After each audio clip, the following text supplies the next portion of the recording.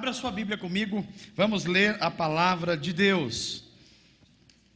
Vamos ler carta de Paulo, segunda carta de Paulo, mais especificamente, a Timóteo.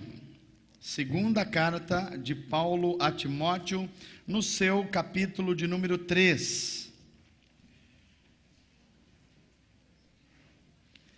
Segunda carta a Timóteo, capítulo 3. Eu aguardo você achar para que a gente leia juntos a palavra de Deus.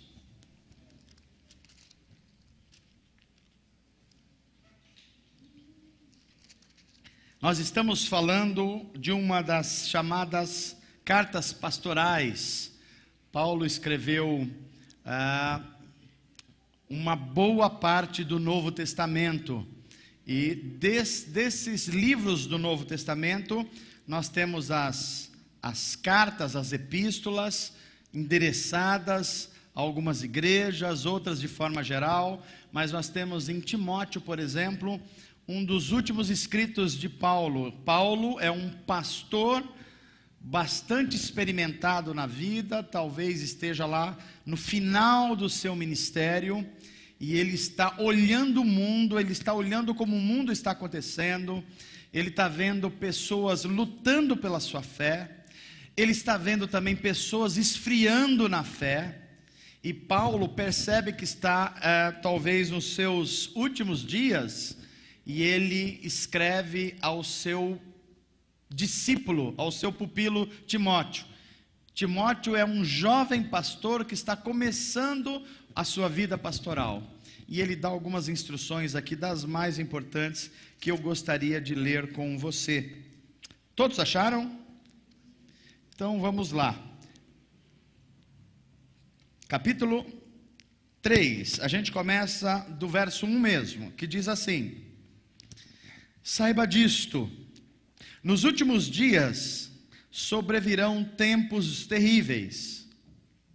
Os homens serão egoístas, serão avarentos, presunçosos, arrogantes, blasfemos, desobedientes aos pais, ingratos, ímpios. Os homens serão sem amor pela família, irreconciliáveis, caluniadores, sem domínio próprio, cruéis, inimigos do bem, traidores, precipitados, soberbos, mais amantes dos prazeres do que amigos de Deus, tendo aparência de piedade, mas negando o seu poder. Afaste-se desses também. Vá ao verso de número 10, que diz assim: mas você, Timóteo, tem seguido de perto o meu ensino, não só o meu ensino, mas a minha conduta, o meu propósito, a minha fé, a minha paciência, o meu amor e a minha perseverança, as perseguições e os sofrimentos que enfrentei, coisas que aconteceram lá nas cidades de Antioquia, Icônio e Listra. Quanta perseguição, Timóteo, eu suportei, mas de todas essas coisas o Senhor me livrou. De fato, todos os que desejam viver piedosamente em Cristo Jesus serão perseguidos, Timóteo. Contudo, os perversos e impostores irão de mal a pior, enganando e sendo enganados. Agora, quanto a você, Timóteo, porém, permaneça nas coisas que aprendeu e das quais tem convicção, pois você sabe de quem o aprendeu, porque desde criança você conhece as sagradas letras, as escrituras, que são capazes de torná-lo sábio para a salvação mediante a fé em Cristo Jesus. Toda a escritura, Timóteo, é inspirada por Deus e útil para o ensino, para a repreensão, para a correção e para a instrução na justiça, para que o homem de Deus seja apto e plenamente preparado para toda boa obra. Amém. Vamos orar?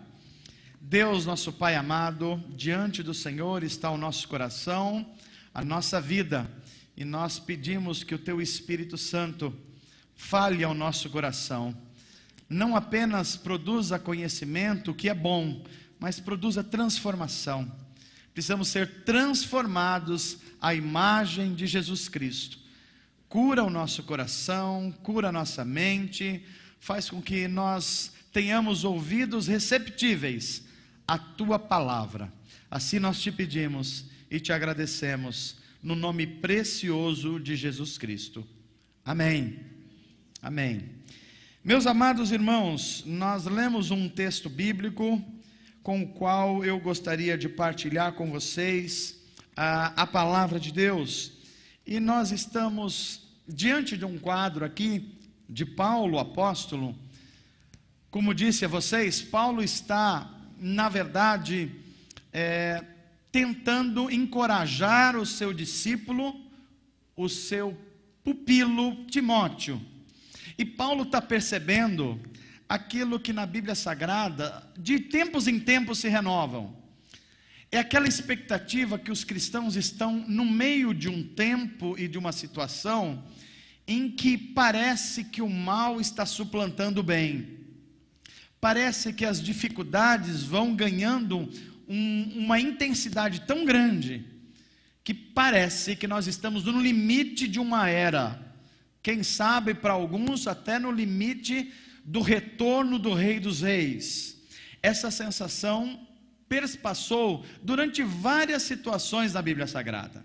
Por exemplo, quando a gente olha a época de Noé, do patriarca Noé, a terra se encheu de tanta violência, a terra se encheu de tanta maldade, de tanta injustiça, que Noé tinha a perspectiva mesmo que ele estava diante de um grande juízo de Deus na terra.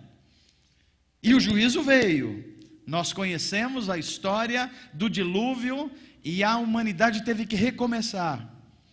A gente olha para a época também de um profeta chamado Ló, e a gente pensa que o que acontece nos nossos dias hoje é algo novo. Por exemplo, você está incomodado com como os filhos têm tratado os pais ultimamente? Você está incomodado com isso? Você que é cristão, diga aí, está? Vocês acham que os filhos estão tratando com devido respeito os pais, de forma geral? A imprensa que fala para a gente do que tem acontecido, traz notícias boas para a gente? Não. Então a gente está com aquela impressão de que tem algo muito fora do prumo. Quando a gente olha, por exemplo, para os grandes princípios e valores da vida, princípios que formou a nossa família, princípios que nos deu aquela ideia de respeito pelos mais velhos, princípios de autoridade de um professor, que talvez você que tem aí 40 anos, se lembra bem, que o professor era uma figura quase que venerada pela gente, a gente tinha respeito. Está acontecendo isso hoje, gente? A gente não está com aquela sensação que tem coisas fora do lugar, que talvez se precisa de algo novo acontecer? Pois é, na época de Ló também estava. Ló, quando recebia pessoas nas suas casas, a questão da sexualidade depravada estava tão grande, que eles queriam arrastar os visitantes da casa de Ló para ter relações sexuais ilícitas. Se você acha que o problema de depravação moral é um problema só da nossa época, não é não. Os cristãos passaram por isso. Por exemplo, quando Paulo está escrevendo a Timóteo, eles estão vivendo o Império Romano. E o Império Romano é um dos impérios em que a lascívia, a imoralidade, a promiscuidade era tão grande que os cristãos, eles tinham que, em certas situações, quase que fechar os olhos por onde eles andavam. Teve um imperador, por exemplo, chamado Júlio César, que ele disse essa seguinte frase: eu quero ser o homem de todas as mulheres, e a mulher de todos os homens. Captou? Captou? Esse era o pensamento que estava graçando no Império Romano. A elite romana fazia festas que, por exemplo, você chama hoje, quando você vê uma coisa bacana, legal, você fala assim, isso é bacana. Pois é, mas bacana é uma palavra também derivada de bacanal, que era coisas que aconteciam no Império Romano com muita naturalidade, né? Que também remete a um Deus antigo, de mitologias antigas. Então Paulo está olhando para isso e falando assim: Timóteo, eu estou quase no apagar das luzes do meu ministério. Eu escrevi cartas, eu orientei, Deus me usou, eu fiz milagres através do poder do Espírito Santo. Gente do Império Romano conheceu Jesus Cristo. Eu fui a Atenas e preguei no meio dos filósofos. Eu fiz aquilo que Deus me mandou fazer, mas eu estou chegando no final do meu ministério. E agora, Timóteo, vai ter que ser com você. É você que vai levar esse depósito da fé adiante. Agora, Timóteo, você precisa saber que tempo que você está vivendo.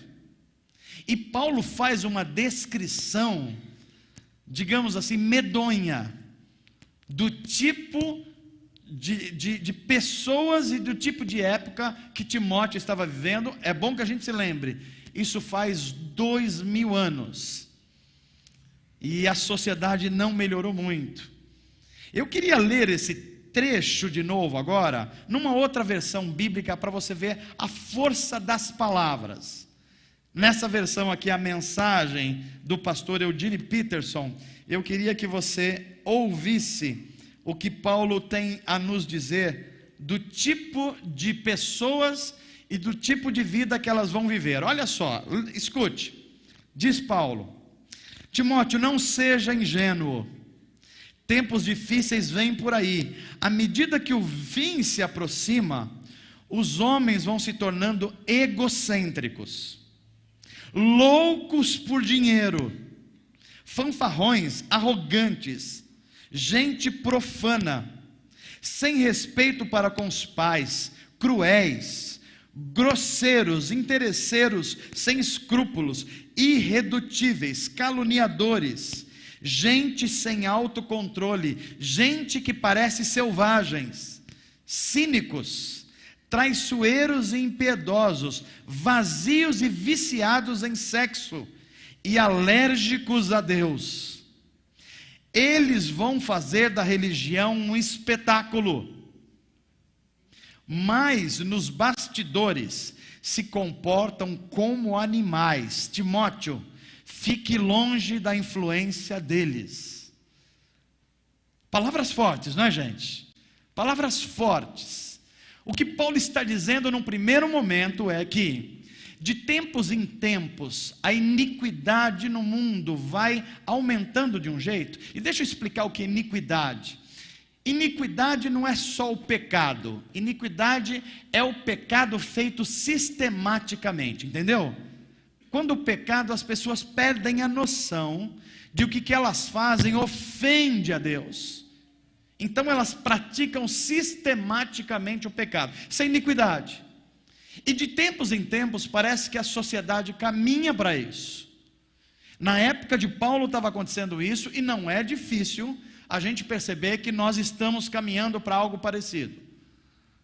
Você entra hoje num ônibus, você vê algumas coisas que, se você é uma mulher, um homem piedoso em Deus, você fica meio assustado. É ou não é, gente? Se você passa em frente de uma escola hoje e vê adolescentes se relacionando, você fica meio assustado. Se você olha para alguns ambientes religiosos, você também fica olhando para uma religião que é mais um espetáculo do que um culto ao Senhor. Muito parecido com o que Paulo estava vendo aqui. E ele olha para Timóteo e ele faz a primeira observação: Timóteo, você precisa prestar atenção, e é o primeiro ponto que eu queria colocar aqui diante de vocês. Você precisa entender o mundo que você está vivendo e qual é a característica das pessoas. um retrato do mundo que nós estamos vivendo. Primeiro Paulo vai dizer assim: Timóteo, você está vivendo num mundo que as pessoas só vão pensar em si mesmas.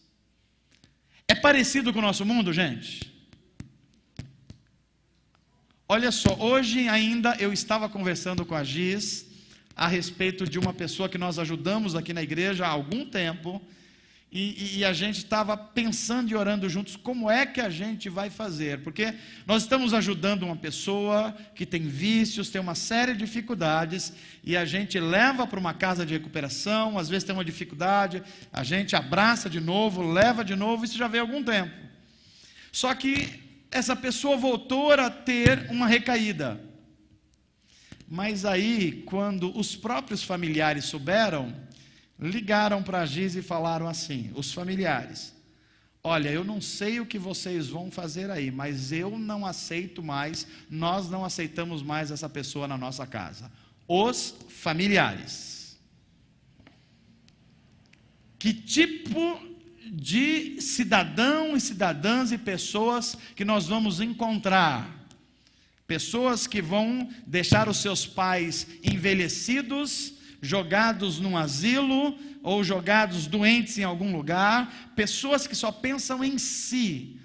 A hora que as pessoas mais fracas começam a dar problema, causar dificuldades, a gente arruma um jeito de colocar elas de um lado, para elas não atrapalhar a nossa boa vida, para que ela tenha continuidade. É esse tipo de gente e de época que Paulo falava. Timóteo, você vai encontrar uma época assim. A outra característica que Paulo fala: gente avarenta. O que é avarento, gente? Gente aficionado pelo dinheiro, pela posse, por ter coisas, por ser exclusivo, por ter coisas que façam de si pessoas exclusivas. Estamos vivendo esse tempo ou não, gente? A gente conversa com pessoas hoje, eu duvido você conversar com alguém durante 5 ou 10 minutos, e a pessoa, ao invés de falar das suas características de alma, de pessoa, ela não começar a falar das suas posses. É verdade ou não é, gente? Do que ela já realizou, do que ela... Aliás, quando a gente pergunta para alguém assim, quem é você?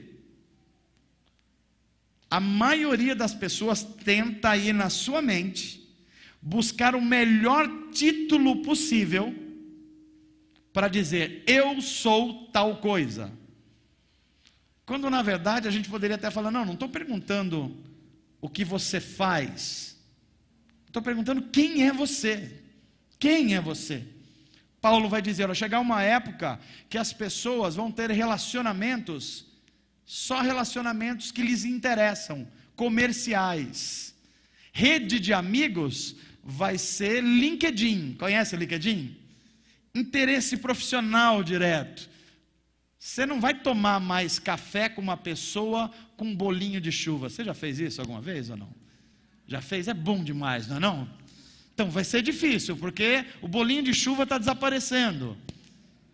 Quando a gente toma café é no Starbucks para fazer negócios e para ganhar um cliente. Eu não estou dizendo que isso é ruim. Eu estou dizendo que se isso entra para a vida da gente, a gente começa a tratar a esposa como uma cliente, o filho como um cliente e a igreja como uma instituição.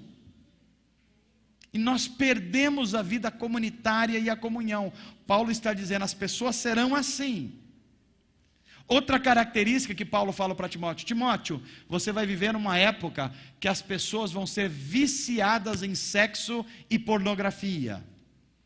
Vocês acham que a gente está vivendo esse tempo ou não, gente? Eu não posso deixar de pensar em exemplos. Essa semana ainda também conversei com a Giz a respeito das crianças que nós temos no instituto, gente. Você sabe que no nosso instituto a gente atende quase 200 crianças. Só os professores, os diretores e quem está envolvido sabe o que eles ouvem de uma criança de 7, 8, 9, 10 anos de idade. Coisas que você não ouviria de um adulto, não é, professora Maria? Não ouviria de um adulto e você ouve de uma criança de 7, 8 anos. porque tem acesso a sites pornográficos no celular. Quando a mãe imagina que ele está estudando, sei lá, alguma coisa da matéria, essa criança já tem mais tempo de internet, de redes sociais, que um adulto antigo de 50 anos. Qual o efeito na cabeça de uma criança em que o sexo é uma mercadoria e ele vai se tornando viciado nisso? Paulo está dizendo, vocês vão viver uma época assim. Mas Paulo não deixa Timóteo só diante desse mundo estranho que ele está vivendo. Então ele começa a aconselhar esse jovem pastor como é que ele deve vencer num mundo em que todas as coisas estão apontando para um descontrole. E aí a gente tem o segundo ponto dessa mensagem.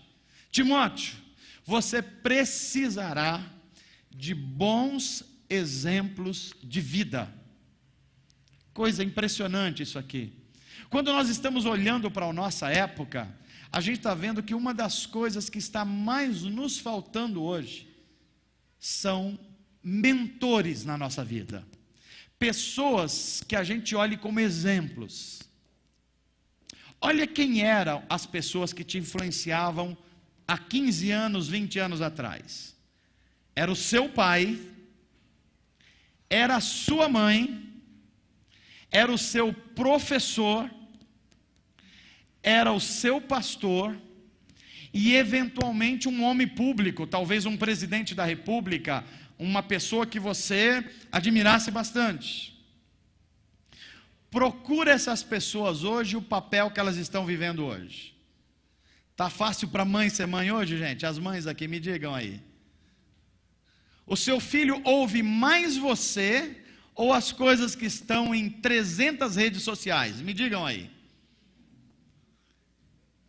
Quando você fala com seu filho, você fala 5 minutos, 10 minutos num dia. E ele já ouviu 1000 pessoas falando em muitos vídeos, falando assunto dos mais diversos possíveis, e você vai analogicamente, não digitalmente, tentar convencê-lo de algumas coisas. Falta-nos exemplos, faltam-nos mentores, faltam-nos aquelas pessoas que falavam para a gente assim, com uma autoridade tal, como algumas das nossas avós e mães, que mesmo sendo mãe ou avó, você tremia na base. Já aconteceu isso com você? Quando uma daquelas vozes assim, que sabia o que estava falando, chegava e falava o nome da gente, a gente já parava. Eu não sei vocês, mas minha mãe, quando me chamava pelo nome completo, algo muito terrível estava para acontecer. Não é verdade? Se o seu nome é João e a sua mãe chama João Alberto, segura que vai vir coisa por aí. Era uma autoridade que havia, que a gente tinha referências, tinha mentores de vida. Os nossos pais podiam não ter a 4ª série primária, mas eles tinham uma força moral, uma capacidade de exemplo, que a gente olhava para eles e falava assim, jamais eu vou retrucar o que ele está dizendo. Ele sabe muito bem o que está dizendo. É isso que Paulo está falando para Timóteo. Timóteo, você vai viver num mundo sem referências de autoridade. E você precisa achar algumas pessoas que sejam seus mentores. Pessoas que vão te inspirar. E aqui nós vemos no texto de Paulo, as palavras dele são muito belas. Eu queria que você voltasse os seus olhos aí para a Bíblia Sagrada e acompanhasse comigo a partir do verso 10. Olha que texto belo que ele vai falando aqui para Timóteo. Ele diz assim: você tem sido um bom discípulo, Timóteo, um discípulo meu. O seu viver reflete o meu ensino, o meu estilo de vida, a orientação, a fé, a constância, o amor, a paciência, os problemas, inclusive os sofrimentos. Você também sabe que Deus me resgatou, e qualquer pessoa, Timóteo, que queira viver para Cristo, qualquer pessoa fiel de verdade, vai enfrentar problemas, não há como evitá-los. Homens inescrupulosos e traidores continuarão explorando a fé, mas são tão enganados quanto as pessoas que eles enganam. Enquanto eles existirem, as coisas irão piorar. Não se permita intimidar por causa disso. Persevere no que você ouviu, aprendeu, certo da integridade dos seus mestres. Afinal, você recebeu as Escrituras com o leite da sua mãe. Olha que palavra maravilhosa que Paulo está dizendo. Ele está dizendo: Timóteo, você vai viver num mundo que há muitas teorias de vida. As teorias dos grandes filósofos, das grandes ideologias vão estar espalhadas pelo mundo. Mas você vai ter que discernir o que é verdade do que é mentira, do que é verdade e do que é engano. E como é que você vai discernir isso? Lembra daquilo que foi te ensinado quando você ainda era criança e você recebeu da sua mãe, da sua avó, das pessoas que incutiram valor em você. Foi Deus que colocou essas pessoas na vida de você. E quando Timóteo vai ouvindo isso, ele vai entendendo que ele vai precisar de exemplos de vida, como nós hoje precisamos de exemplos de vida. Gente, por que é que a gente está tendo tanta crise na criação da maioria dos nossos filhos hoje? Porque a maioria das famílias estão crescendo ou sem a mãe ou sem o pai. É verdade ou não é, gente? Às vezes sem os dois. E aí as crianças vão sendo cuidadas pelos avós, e que bom que tem avó. Mas a avó não é mãe, a avó é a avó. Há quem diga que a avó é a mãe com açúcar. Não é verdade?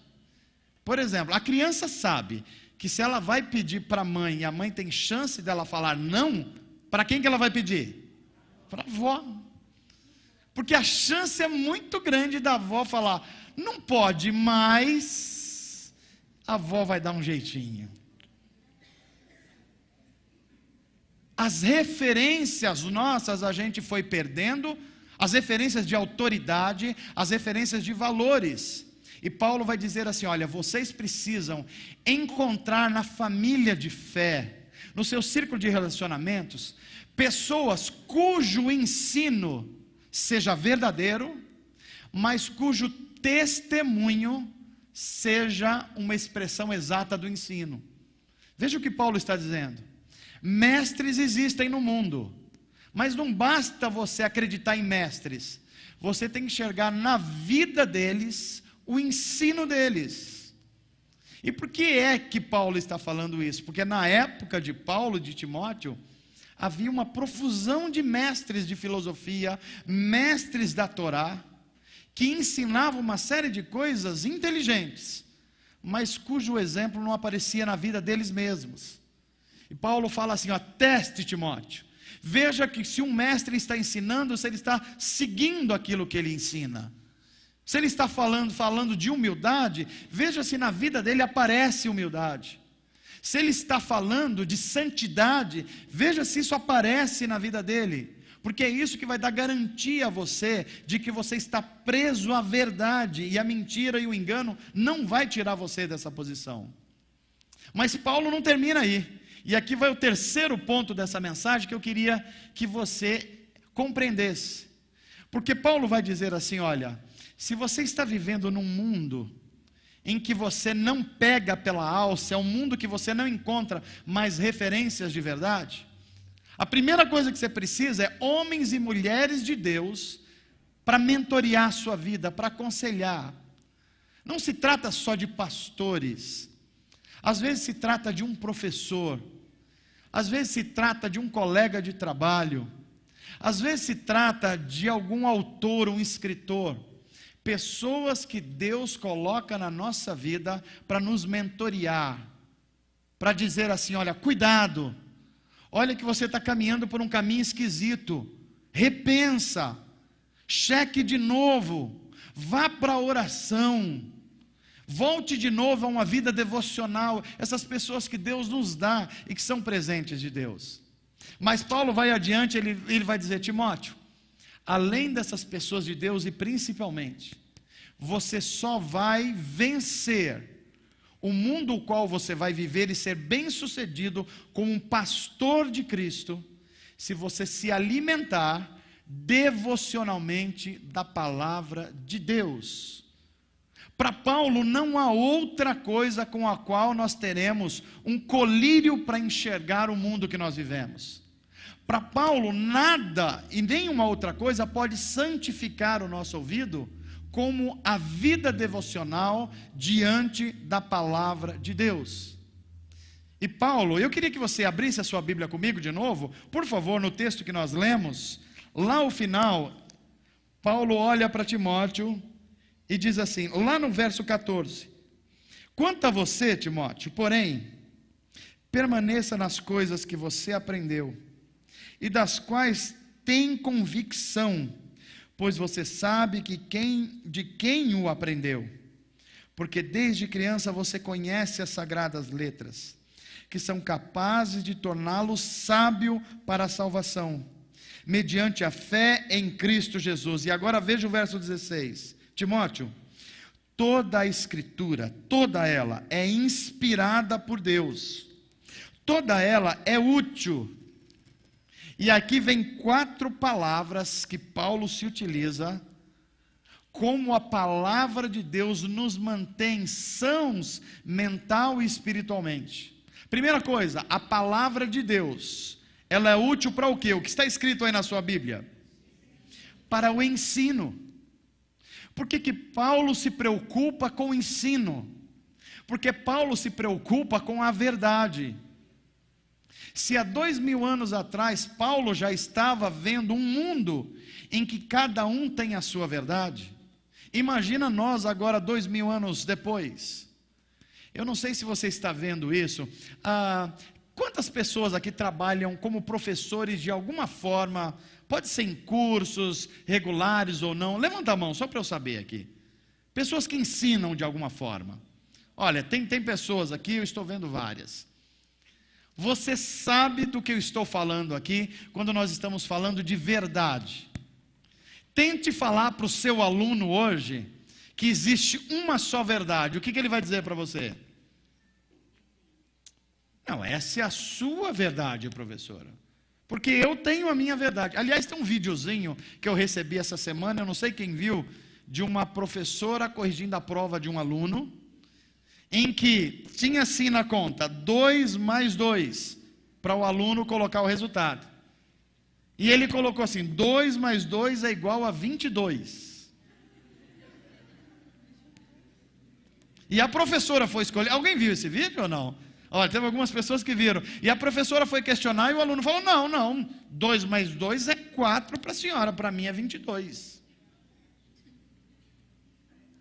A história vai se desenvolvendo.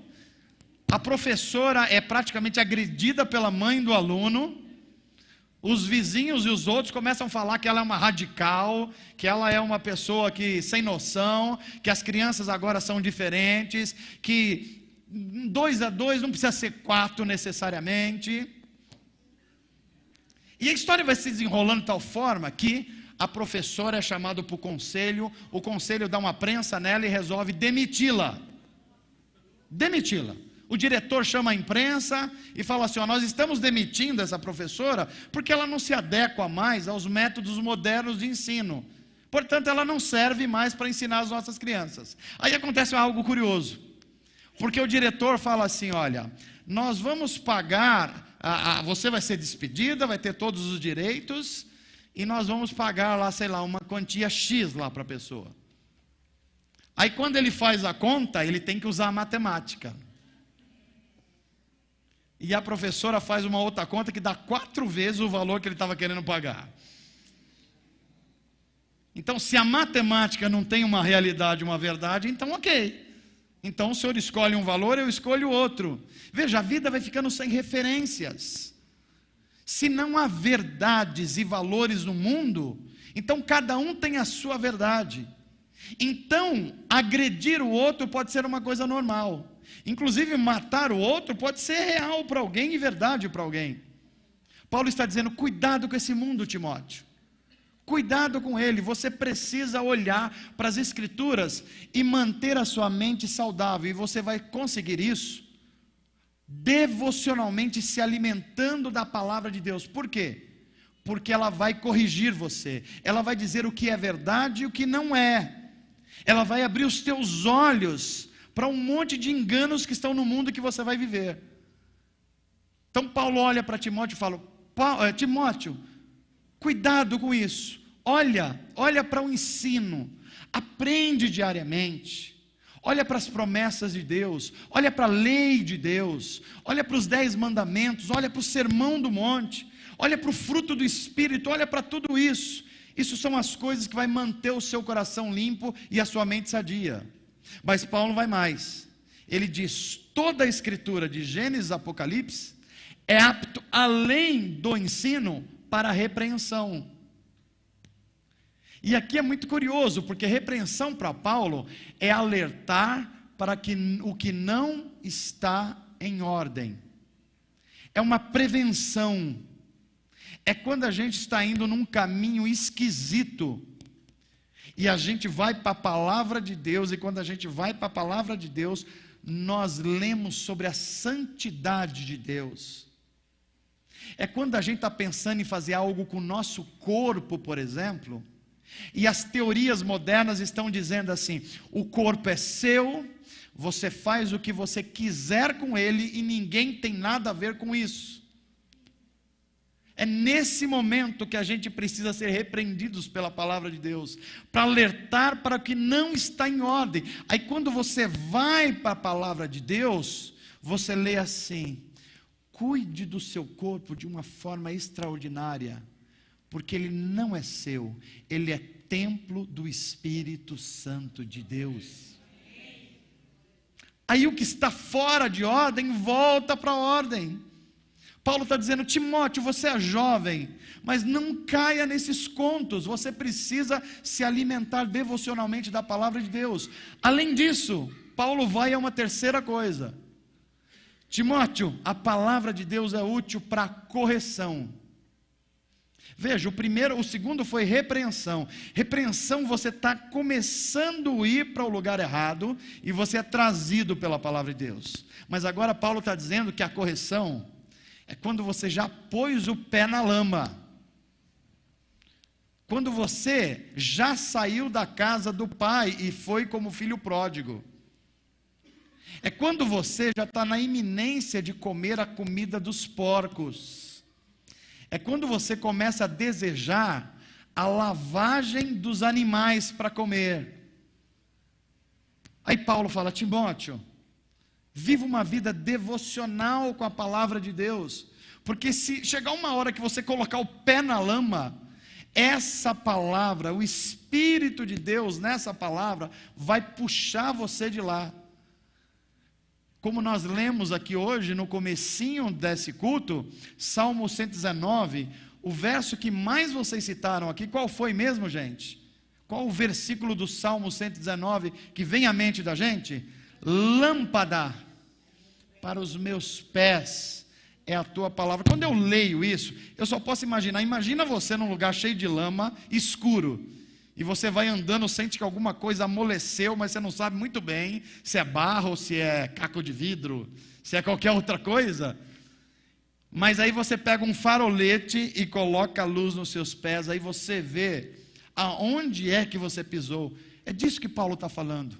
A gente anda pelas estradas da vida, a gente pisa em situações esquisitas, a gente nem sempre foge do caminho dos pecadores.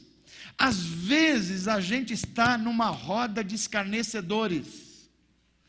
É nesse momento que a gente precisa se voltar para a palavra de Deus e falar assim: Senhor, tem misericórdia de mim e me corrige, e me traz de volta do erro, me dá um coração que se arrepende, como Jefferson cantou hoje, um coração quebrantado.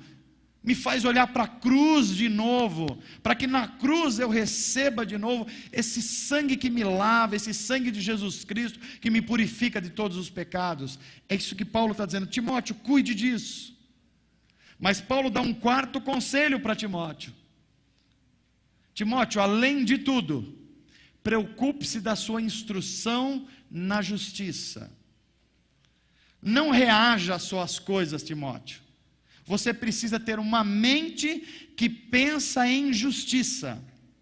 Você precisa pensar numa mente que responde, está pronto a responder aos desafios do tempo que você vai viver. O que é justiça? A Bíblia vai dizer que o reino de Deus é um reino de justiça.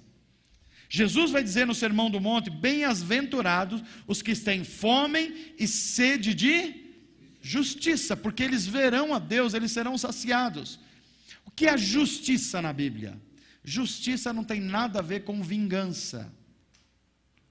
Tem muita gente, inclusive evangélicos, aliás, nesse tempo que a gente está para votar, está muito popular um conceito equivocado de justiça. Na verdade, o que nós estamos vendo muito nas redes sociais e na televisão é um conceito de vingança. Alguém fez algo para você, responda na mesma moeda. Em alguns casos, até os cristãos estão falando assim: olha, se alguém vai usar uma arma contra você, você tem o direito de ter uma arma também e usar contra a pessoa.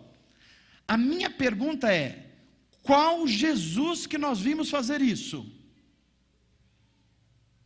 Em que momento dos evangelhos nós vimos Jesus respondendo dessa forma? Aliás, parece que o Jesus dos evangelhos disse assim: quando vocês forem agredidos pelo seu inimigo, vocês sacam a arma e dão... É isso, gente? O que ele falou para a gente mesmo? Jesus falou em dar a outra face. Jesus falou em perdoar quem vos ofende. Jesus falou para a gente ganhar as pessoas pelo amor e não pelo mal, porque o mal não pode vencer o mal. O mal só pode ser vencido pelo bem. Então Paulo está alertando Timóteo: se a sua mente não for instruída na justiça, você vai cair em contos, em pretensas ideias sobre Deus. E você precisa saber que justiça não é vingança. A Bíblia vai dizer assim: não façam vingança a ninguém, porque a vingança pertence a mim. Esse mim é Deus, não é você não. A gente gosta de ler essa palavra como se fosse a vingança pertence a mim, eu, né? Não é. A vingança, por que Deus proibiu a vingança? Porque nós não sabemos fazer vingança.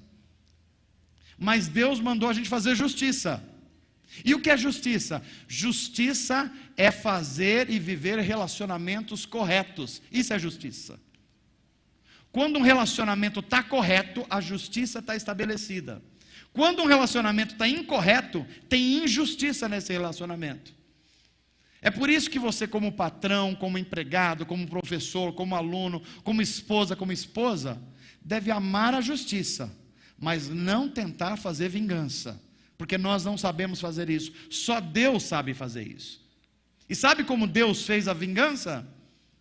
O castigo que nos traz a paz estava sobre quem, gente?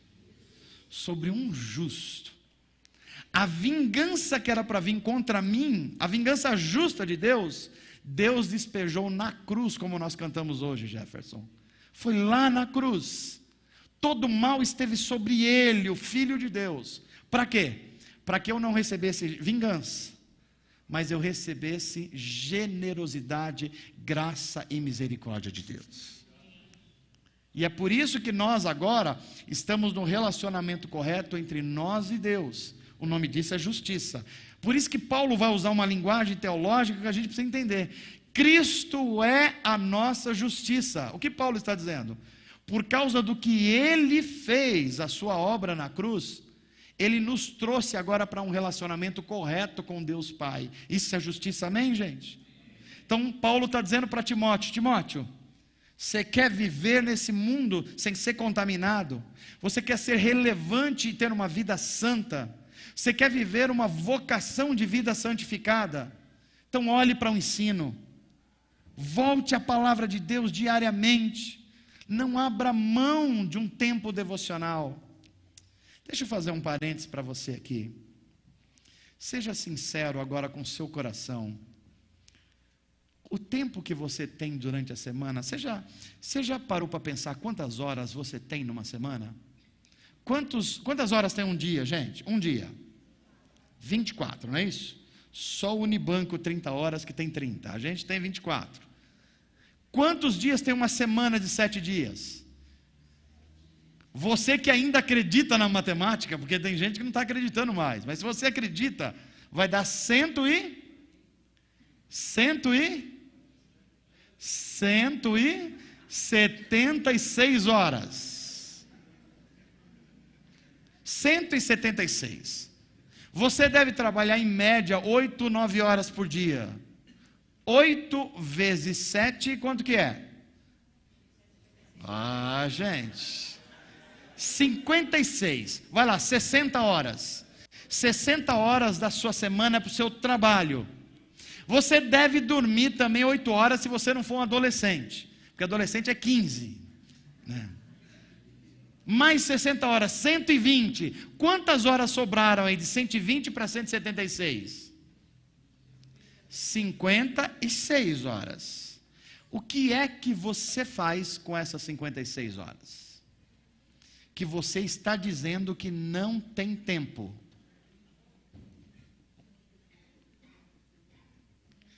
Você já reparou a luta que é para você abrir um devocional que o pastor da sua igreja manda? Mas como é fácil replicar a piadinha? Se Paulo conhecesse o WhatsApp hoje, Jefferson, ele diria assim: Timóteo, deixa de ser um cabeça mole, Timóteo. Olha quanto tempo você está gastando com essas piadinhas, que o seu coração não melhora em nada, você não melhora as pessoas. Cuide do que é correto, cuide do que é bom, do que é eterno, do que é necessário. Deixe-se influenciar pelo que é verdadeiro. Deixe-se influenciar com a repreensão, sendo corrigido, sendo instruído na justiça. E eu fico pensando aqui, Senhor, lembrando das palavras do pastor John Piper, é um pastor americano que vale a pena você ouvir os seus vídeos, porque é um pastor que pensa biblicamente. Ele disse assim, não muito tempo atrás: o Twitter, o Facebook e o WhatsApp funcionarão como uma prova diante de Deus de que nós tínhamos tempo para ler e examinar a sua palavra. Já pensou diante do Rei dos Reis, Senhor dos Senhores? Nós chegamos: Senhor, eu estava sem tempo, sei lá, o pastor Manu mandou aquele devocional, mas não dava, pastor, tinha umas coisas, o dedo nervoso, eu queria digitar, eu queria fazer, e Deus vai falar: vamos dar uma olhadinha no seu Facebook, aqui no seu WhatsApp, para ver como estava. Quanto tempo mesmo você gastou nessa semana?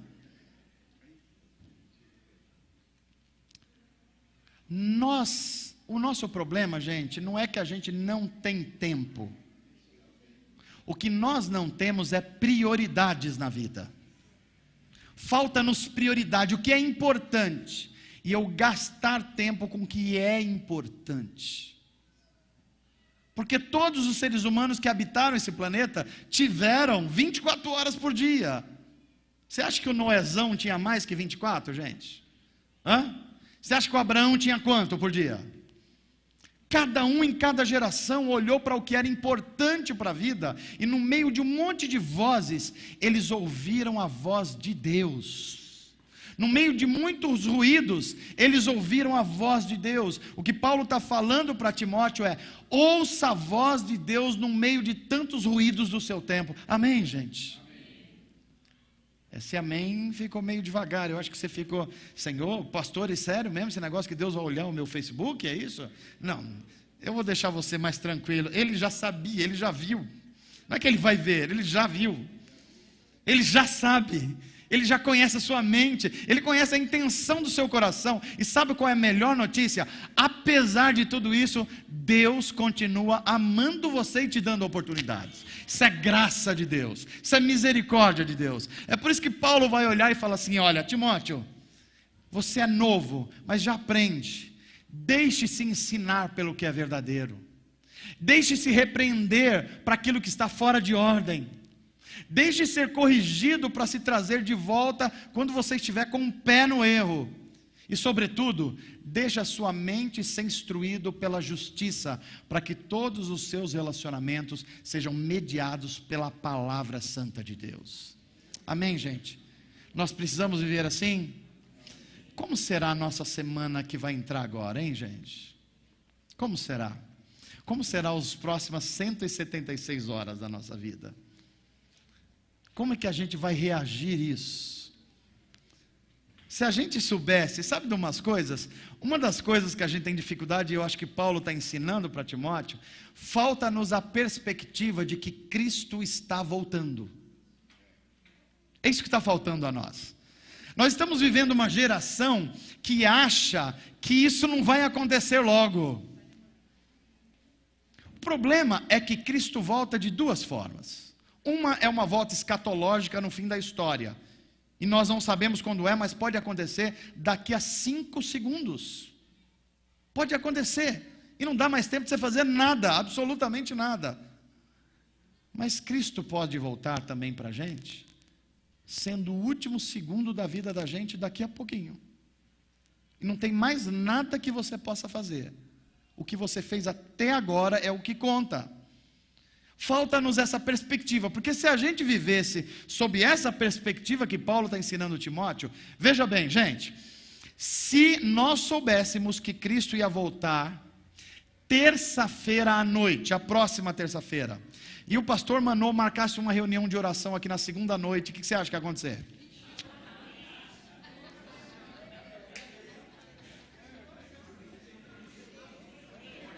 A gente ia ter que arrumar lugar. Por quê? Porque no fundo a gente, como cristãos, fala de uma coisa, mas não crê no coração que é isso mesmo. Quando nós vivemos a perspectiva de Deus, a gente vive hoje como se Cristo voltasse amanhã. A minha vida está diante dele, os olhos dele são sobre a minha vida, eu sou um instrumento de Deus para ministrar o reino de Deus no mundo, e é assim que eu vou viver nos meus relacionamentos. Então o conselho de Paulo, e eu termino a minha mensagem de hoje, é: Timóteo, agarre-se à justiça e à verdade. Se Paulo estivesse pregando aqui no meu lugar, se a gente tivesse essa oportunidade hoje, ele olhar para essa comunidade e dizer assim: irmãos da comunidade Atos, agarre-se à verdade, deixe a verdade tomar a sua mente e o seu coração, deixe-se ser corrigidos pela palavra de Deus, use o seu tempo corretamente, deixe-se ser repreendido, deixe-se ser encorajado, deixe a sua mente viver as realidades de uma mente em que no seu coração mora o Espírito Santo de Deus. Amém? Queria convidar você a ficar de pé para eu orar com você nesse momento.